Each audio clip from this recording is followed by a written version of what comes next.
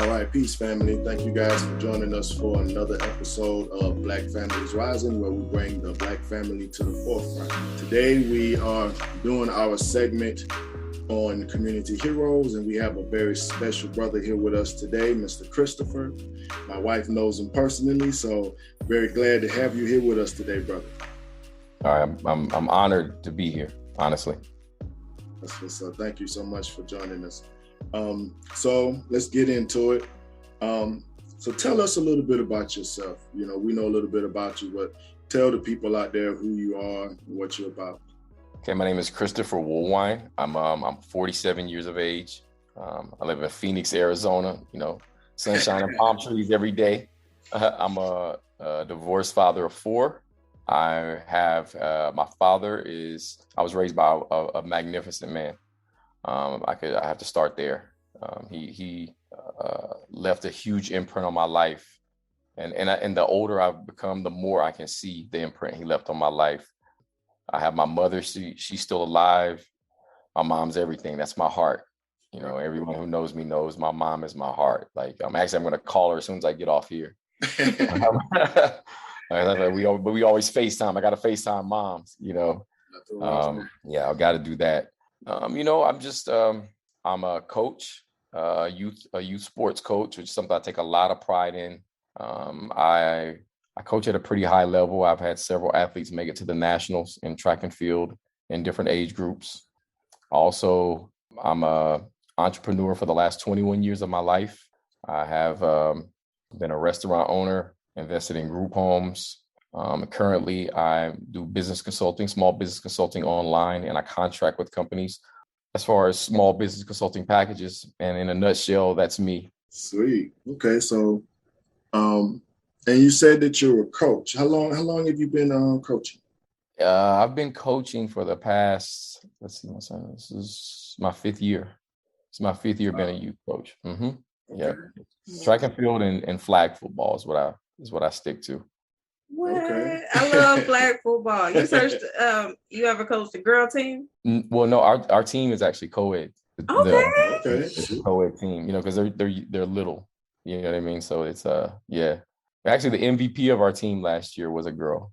Nice. Amazing. That's nice. That's nice. Flag football was my favorite. But I played in college. Oh, did you? I did. It was fierce then. I was ready. I didn't even know that flag football was like that, you know, until my son started, because he started out in track and field, and then he wanted to play football. So I said, all right. So we put it on. I was like, yo, this is that, because I grew up in the South. We didn't have flag football. It was you played tackle and you just figured it out. You know what I mean? Like, you know what I'm saying? And I'm older. Like, yeah, you know. So it was just, hey. You just got hit till you got tired of getting hit, then you hit somebody.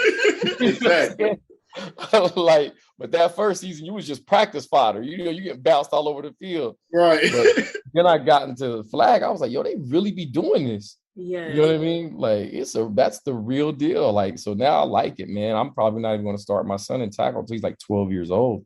You know, it gives you an opportunity to learn the game without having to get hit. You know what I mean? Right. Understood. Yeah. Understood. But that's great. That's awesome. So you can tell us a little bit about, you know, what you do. Just elaborate a little bit of, you know, the small business consulting and what it looks like. And first of all, what got you into that? Before you answer that, what got you into coaching? I would say, well, my daughter was already a gymnast before, because my 2 oldest daughters, they're not athletes at all. You know, they're both in the performing arts. My eldest daughter, she likes to write plays and screenwrite things like that. And then my middle daughter, she actually goes to George Mason University, and she's there on a partial scholarship for performing arts. That's beautiful. So, but you know, it's 2 separate mothers. It's 2 separate, you know. So that mother, she's a singer. You know, Dance with the Mouseketeers at Disney World, all that stuff. You know what I mean? My 2 youngest children, they're the athletes. You know, so my daughter, she was actually 2 years ago, she was 3rd in the state in gymnastics. And so she's older than my son. And so she kind of set the bar, you know. So when he started playing sports. You know, he had a sister that everybody was like, oh, you know, your sister's the, you know what I mean? Right. Got all the, he just spent a couple of years just going to her stuff, you know, like, like 1 year she had like 30 something medals. Like she had them all draped. We took pictures and he, you know, so he was just kind of like, he was hating on the real, if you want to be honest. Yes. You know what I mean? Right. You're right. But I knew like she's setting a standard of excellence. You know what I mean? That like, you know, he doesn't even realize what's happening. And because she's like super committed, man. And that gymnastic stuff is like, it's worse than football as far as like the pressure and the amount of practice time, you know, things of that nature. So having said all that, my son turned 5. And right when he turned 5, like he was just so energetic. I was like, I got to get him into something. So I just looked up like, you know, teams that in Arizona, track is big. It's huge out here because it's warm year round. Right. You know what I mean? So we actually are already running outdoors. We got our 3rd meet coming up next weekend. You know, we start running outdoors in January. You know what I'm saying? Yeah. So track and field is big out here. And so I just Googled like track clubs that would take a 5-year-old, and one popped up and I took him over there. And when I took him over there, I'd always loved track and field, but I was a basketball player, you know, but my best friend in high school, he was state champion in the 100 meters and went to University of North Carolina on a track scholarship. So I was always big into track. I've always loved it, but I was, you know, I was more into basketball as far as like what I played. And so I took him over there. And when I took him over there, just little by little, man, I just started getting involved. And then his head coach, to show you how big track and field is in Arizona, not to be too long-winded, but like his first coach he ever had used to run for Nigeria's national team. Oh, wow. Right. So that's how he got introduced into the track and field world. Right.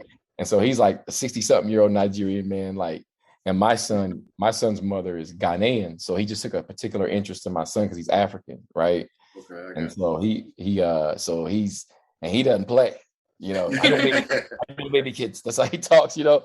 And so he just, you know, so from there he kind of just took me under his wing because he saw my interest in it. And then I started coaching the 8 and under team that we have, and that we had, because you have different age groups, right? Right. And so then that second year, my 8 and unders, girls and boys, made it to the nationals in the 4x1 and the 4x4 relays. My second year coach. Right. Yeah. Wow. Yeah.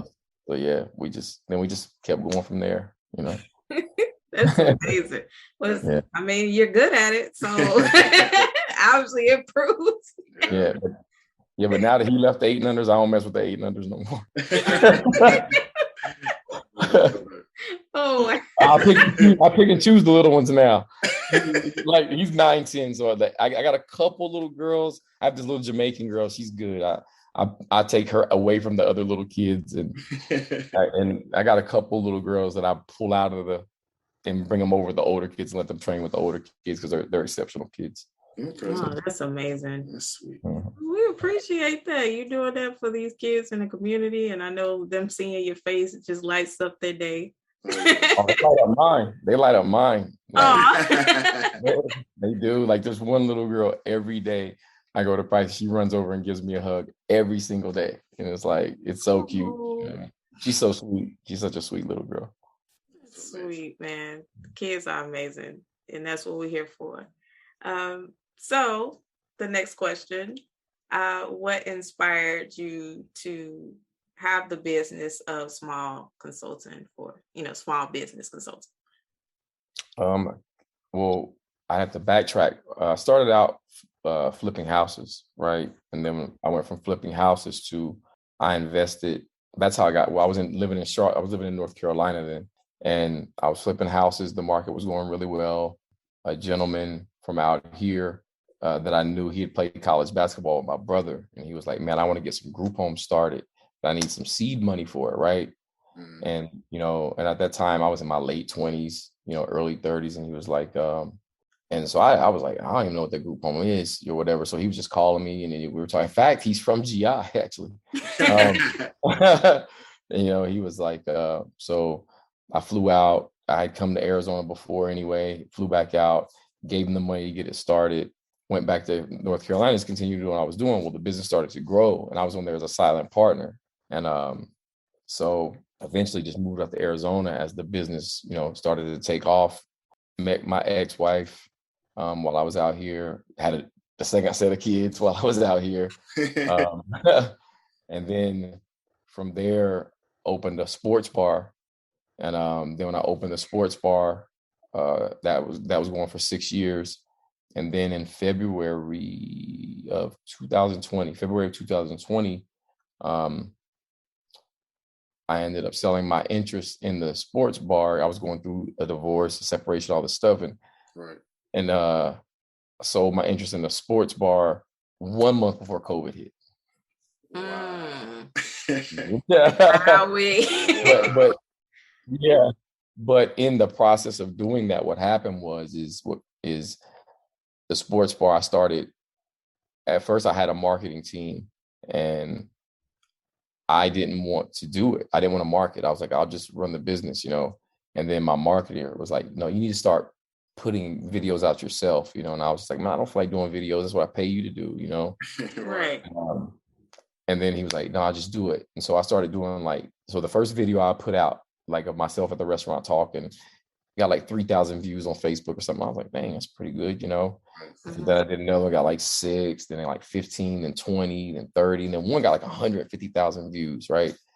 And so in the process, I was branding myself without realizing that's what I was doing, right? So I started looking at the comment section on these videos, and they would never say that, or not never, they would rarely say the name of the business. They would say, I'm going to Chris's place.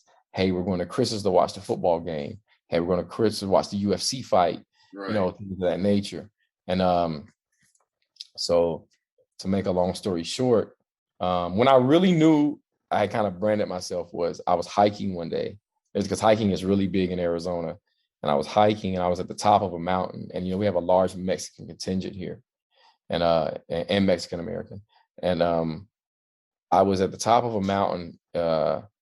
It's the highest mountain in Phoenix. It's Piesta Peak. So I was at the top, and this guy looks at me and he goes, too much. And I was sweating, pouring, you know what I mean? And because that's a hard hike.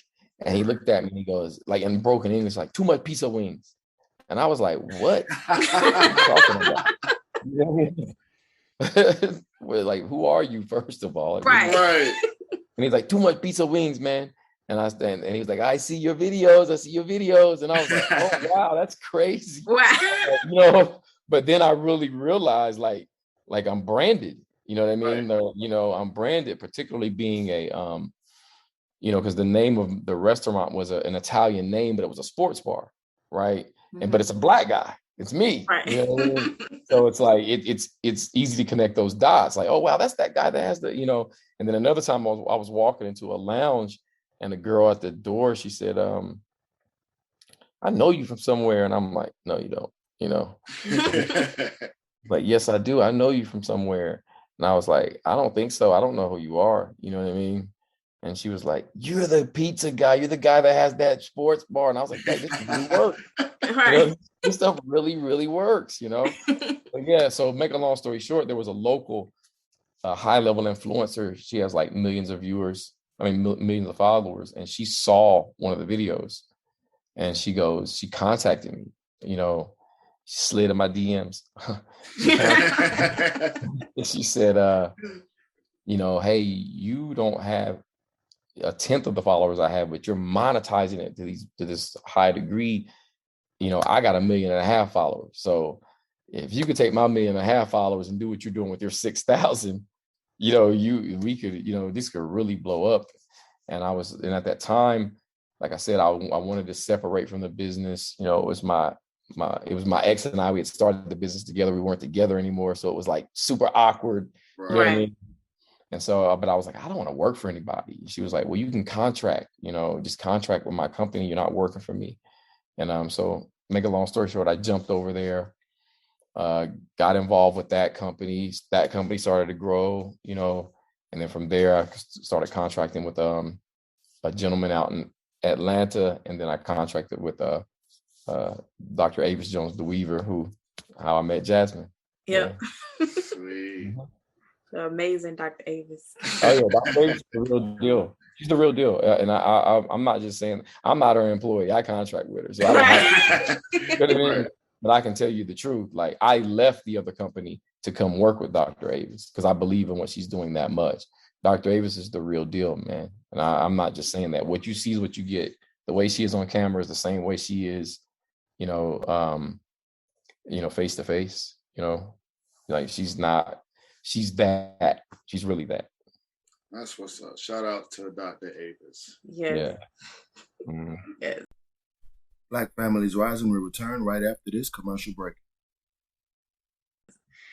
So yeah, you said a whole mouthful. So we try to take some of that. So I mean, what I heard was pretty much you specialize in branding. Like that's something that was your gift, and you didn't realize it was even a gift. I found out at the time. Yeah, I guess I branded me. I don't know about branding other people. Right. I'm more of I specialize in sales and in just overall consulting, just connecting the dots, so to speak. It's like, okay, let me see an overall view of what your business looks like. Right. And then let's see where we can streamline it. I'm really good at like finding where there's money that can be saved within a business. That's one place I can't say now that I'm good at. If there's $1 to be saved, I can find it. Okay. Yeah, we definitely need that as entrepreneurs because we're constantly spending. Yeah. And we want to see that value given back to us. So that's right. One question I would have is for a coming up entrepreneur or going into business for the first time, like what advice would you give them? Perseverance, the ability to persevere. I read something the other day. It said something along the lines of genius is often just perseverance in disguise. Right. Right. And that's true. And it was in reference to Thomas Edison. I think he tried 1,000 different filaments before he found the right one. Right. I mean, he was trying everything. He took a beard hair and tried to use a beard hair for a filament. He was just trying anything he could find till he found the right thing. And so then they say he's a genius. Is he a genius or did he just keep going? Right. Somebody might have stopped at 10. Somebody might have stopped at 50 or 100 or 200 or 500 or 999. They might not have got to that 1,000 and whatever it was. Right. So you find that. So is he a genius or did he just say, look, I'm not going to stop, and that would be the key thing is, persevere, because there's going to be ups and downs. And in the midst of those ups and downs, it's, I know for me, I don't read a whole lot of business books. Now that's what I wouldn't advise that for other people. That's what works for me. I have read a lot of them in the past, but anymore I don't. I just work on myself as a man, right? Because I feel like the more I work on myself as a man, I'm a genius salesperson. Her name is Cynthia Stant. She told me one time, she said, it's not about, and that's not, I don't even think it's her quote, it's someone else's quote, but she said, it's not being in the right place at the right time. It's being the right person in the right place at the right time. Mm-hmm. You have to be where you can receive it. That's right. Right. Because you could take some average whoever or whomever and put them in the right place at the right time. They can't even recognize it. Right. Sure. But you have to be the person, if you send an offensive lineman down the field, the quarterback might throw a perfect pass, but he can't catch it. Right. It needs to be somebody who can catch the ball. Right. So it has to be the right person in the right place at the right time. So that's what I focus on, is making sure, doing everything that I can to put me in the spaces I need to be in, so that because opportunities everywhere all the time. But if you're clouded with all these different things, right, you can't see them because your mind is clouded on this or that, or that's why it's very important to remove, non-constructive things from around yourself. You have to in life, that circle becomes a period, right? It's smaller, but it's more solid. Right. You know, and that's the key element is foolishness, you know, just has to be removed, because then you're able to focus inward, and then you can receive those things that are there for you, because they're always there. Yeah. That's true. That's why we find ourselves, you know what I'm saying, fasting away from certain TV shows and even social media, period. Because you need that time to just, we're especially being an entrepreneur, you know what I'm saying, to get your goals in order and reflect on where you are now versus where you want to be. You know what I'm saying? And sometimes, you know, those steps right there can make or break your business. So if you're spending too much time dealing with social media or other things, foolishness that you really don't, you know, need, is just taking up extra space in your life. You know what I'm saying? Sometimes that stuff can really, really harm you. So you have to take a step back from stuff like that. And like you said, keep moving forward and persevering. So vices, yeah, what we're talking about is vices. Right. You know what I mean? I was just speaking to a business owner the other day. She was telling me one of her salespeople, he just passed away, and in his lease year, he made $250,000, and he passed away with nothing. Oh. Didn't even own the house they were living in. You know what I mean? Because he had so many vices. Right. And that's, you know, that can happen. And that saying that, you know, money, and that's why it's important to work on yourself, because you can make the money, right? But money's only going to make you more of what you already are. That's right? true. It doesn't change you. You just become more of whoever it is that you are. So if you're a solid person, you'll become more solid, you know. And if you have vices of gambling, you're gonna become a bigger gambler. Right. Your vices of women, you're gonna become more of a womanizer. You're gonna spend more money on it, you know. And and conversely, if you're a family man, you'll give more into your family, That's you know, or woman or family woman, you know. Right. And that's, I can say for myself, I haven't always been the best person, right? I had to learn some of those lessons, you know, and those lessons are tough. You know, those are tough lessons to learn. And but I'm very transparent with sharing, you know, because we can all get on here and talk about everything that goes right, everything that goes well, and paint this picture of ourselves, right? But that's not real. It's not real, you know. It's not being real. So, you know, a person can look at me and say, "Oh, he's this or he's made that," or yeah, but I've messed up a lot. Right. You know what I mean? I've messed up a lot, and when you do that, you're causing damage to yourself and to other people. So that's why it's very important to work on self constantly. Agreed.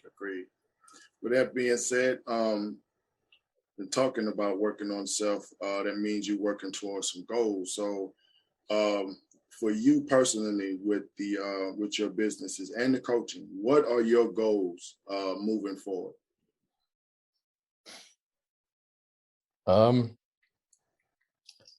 You know, just I would say to uplift as many people as possible, you know, whether it's the coaching or business or whatever, is you know, it's not about the best athlete, right? It's you know, I have some kids that, man, they're never going to win a race a day. They're never going to score a touchdown a day of their life, you know. But they can just catch the ball one time, you know. It's like they won the Super Bowl. Right. You know what I'm saying? Right. Like, you know, so it's things like that. It's learning to understand that you just deal with people where they are. You know what I'm saying? And so it's same with business. It's, you know, it's just to uplift people, put myself in a position to where I can help as many people as possible. That's my business goal. If you want to know, is that and that's just the truest thing ever, because, you know, I feel like money is just energy in the form of paper. Right. That's all it is, right? You know, so then it's just getting your mind in the right place and letting time catch up with your thoughts, so that, you know, you can transfuse that energetic paper into the right places. Right. You know? And that's what's important for me, you know. And I actually get more.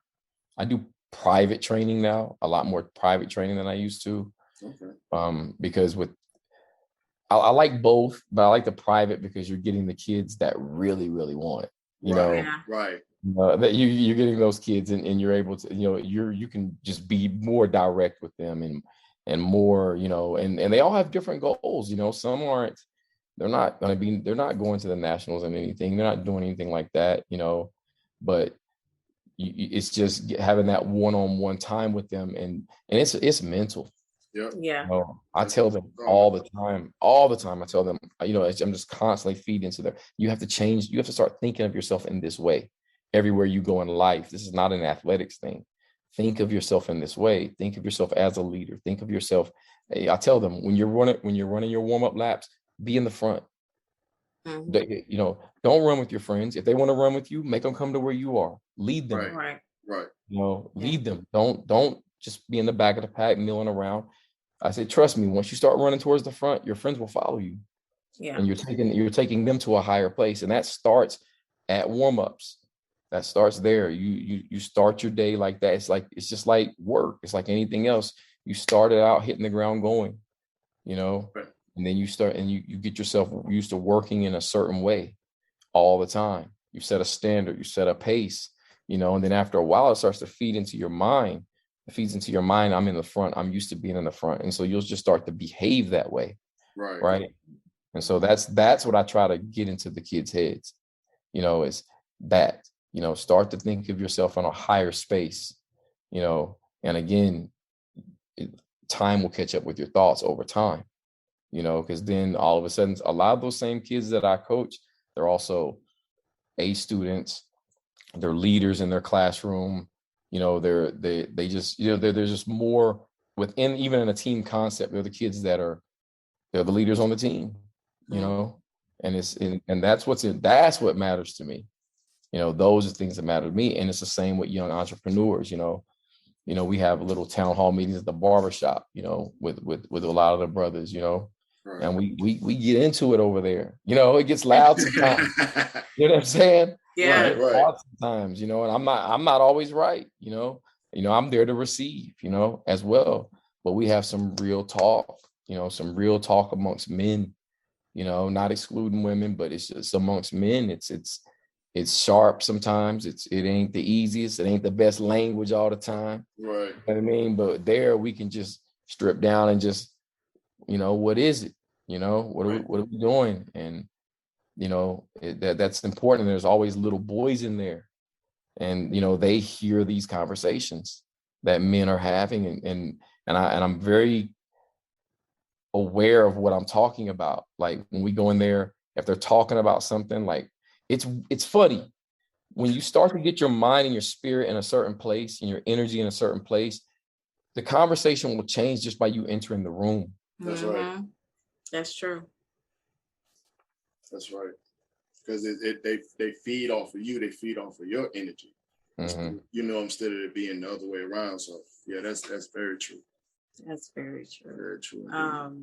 Well, you said a lot, and we're learning. We learned a lot just talking to you. Yeah, I'm sorry, I didn't mean. You invited me on the show, so hey, I got to be real.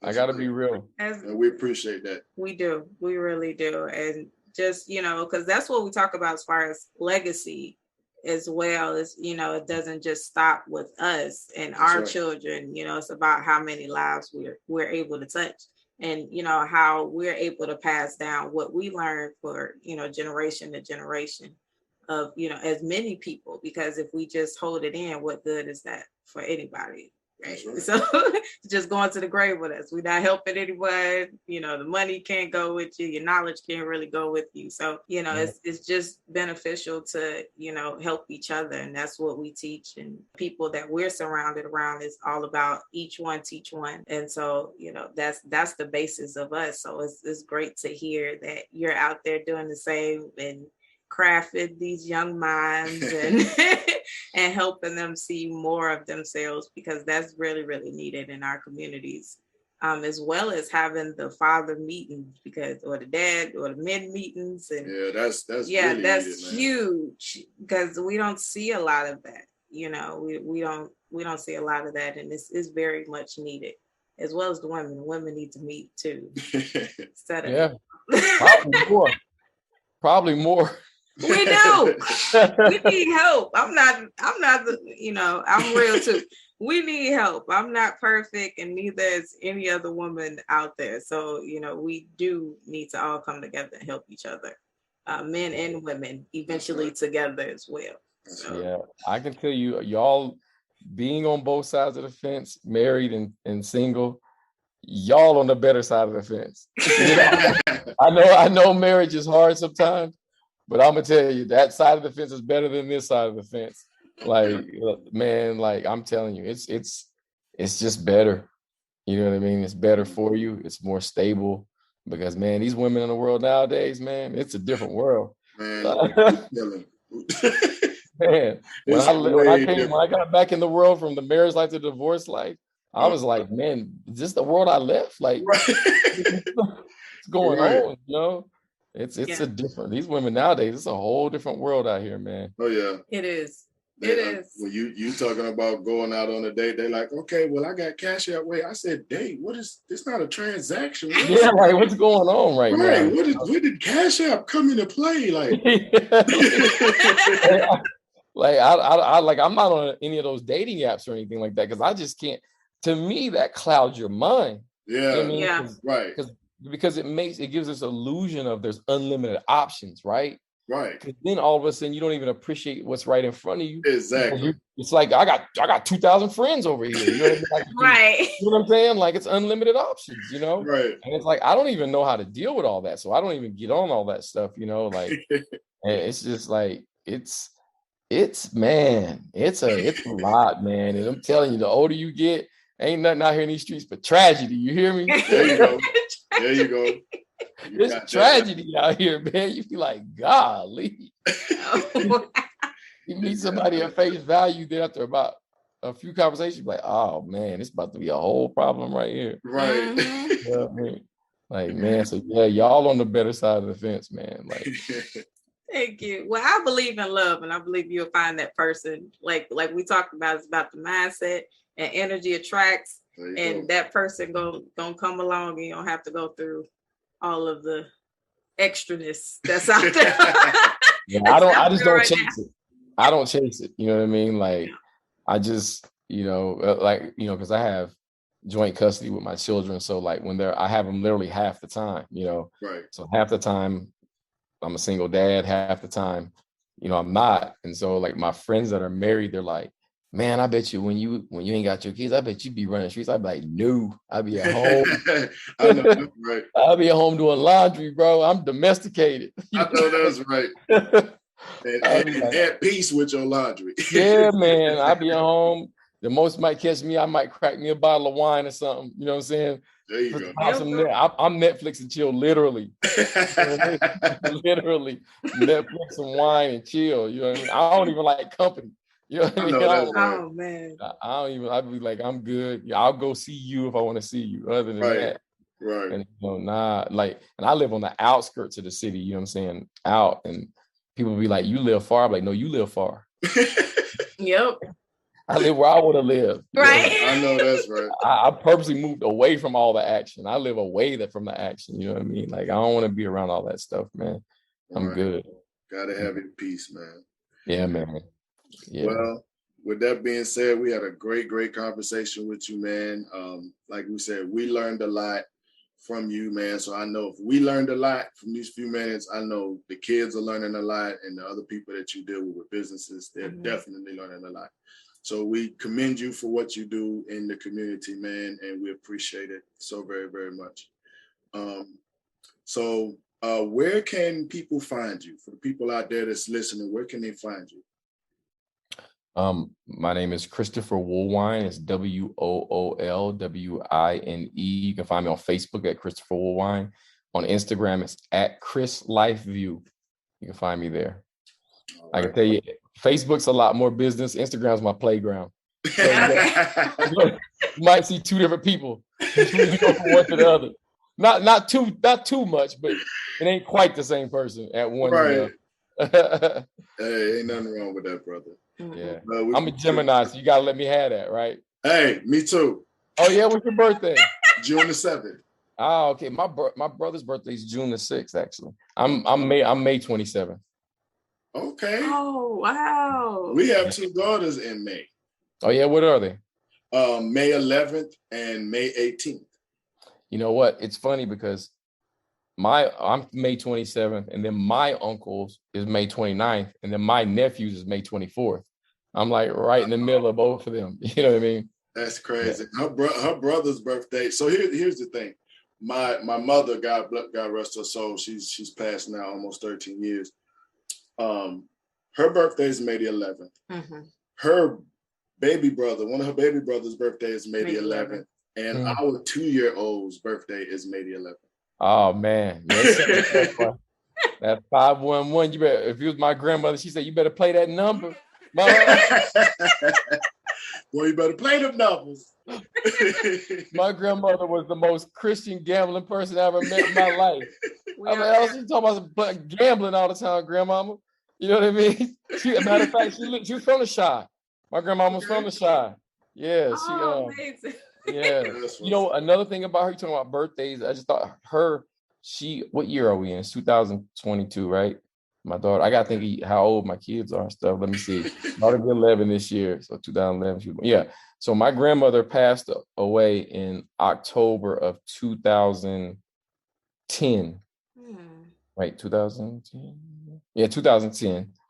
Right. And my daughter was born on what would have been my grandmother's next birthday. Yeah. That's amazing. Yeah.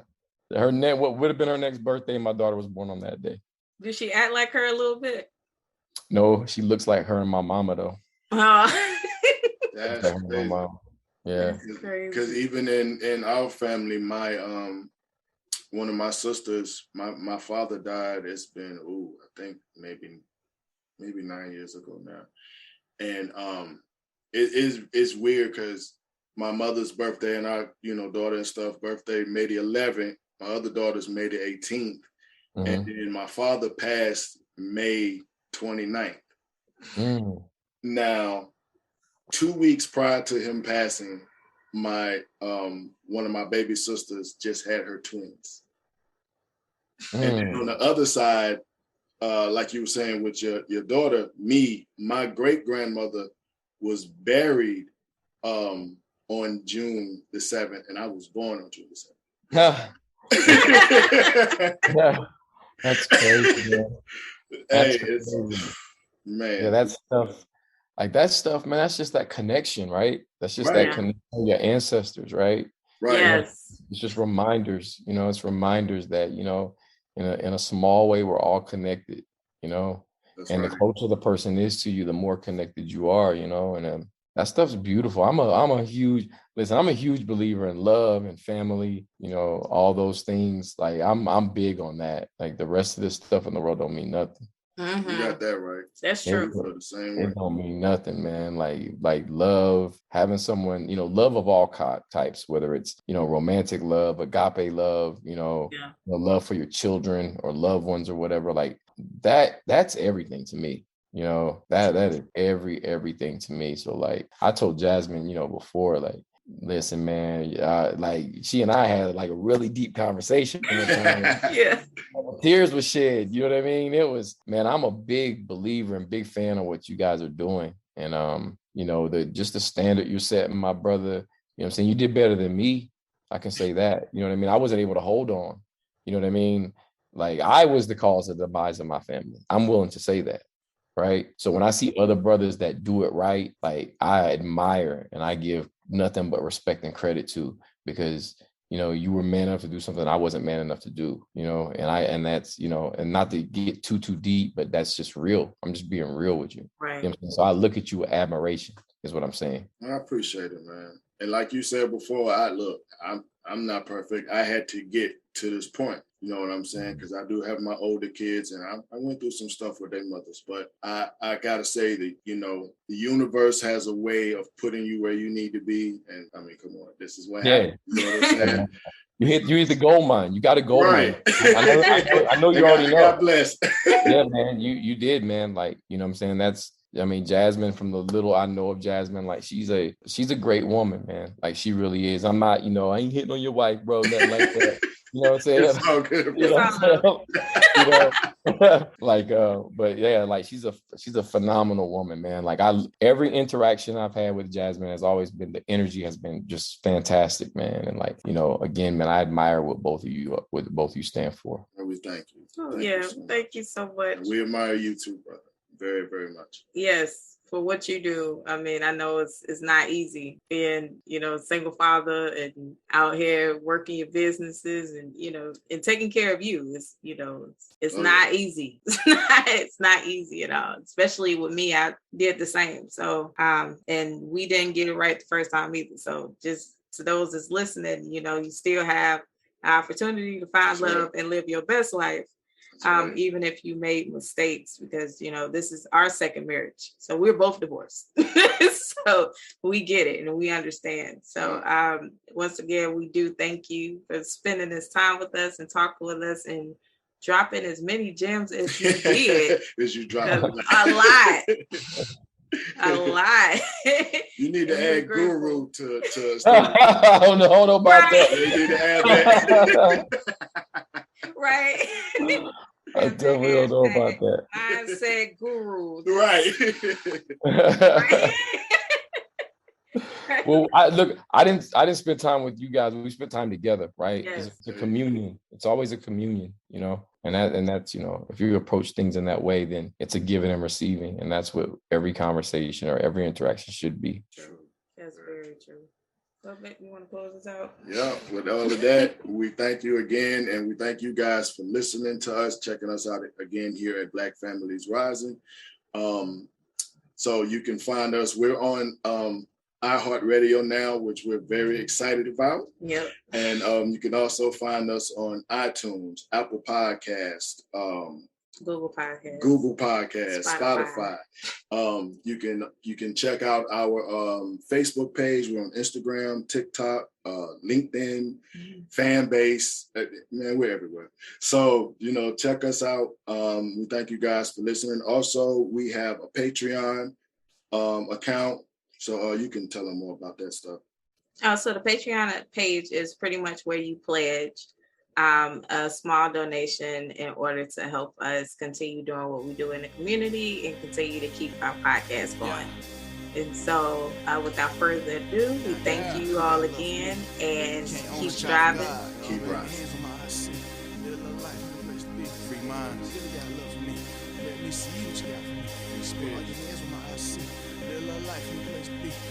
Lord, I thank you.